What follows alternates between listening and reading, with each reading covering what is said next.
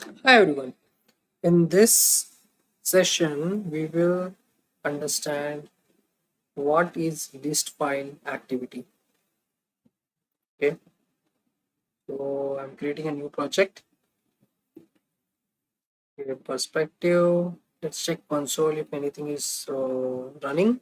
Nothing is running. All right. Let's go head back to our process. So here, let's create one timer activity, and then you need to take the output of timer activity and apply it to list files. In the files, you will in the file palette you will find list files activity. So just configure this. How to configure it? Go to properties, input, and you need to enter the address of the folder under which all your files are available. So I'm gonna go to, let's say, Tibco files. I want to list all these files, so I will copy this and paste it over here. After that, just make sure to enter backslash star over here.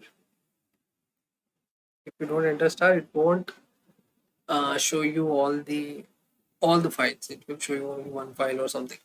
So it's better you make sure to write down this star here.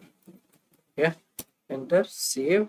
Now you can go and check into here somewhere.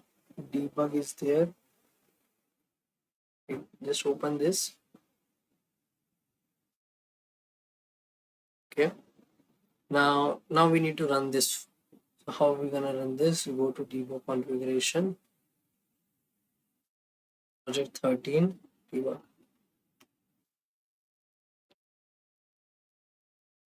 So it's in progress.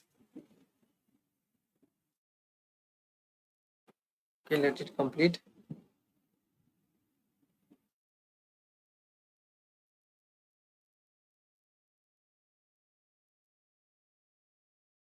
Okay, it's completed. Started BW application, it's completed. So when you click on this, and here you click on debug, and just here if you click on list files, and in the output you will be able to see all 9 files available. Okay, so these are the 9 files. One, all these files are available there.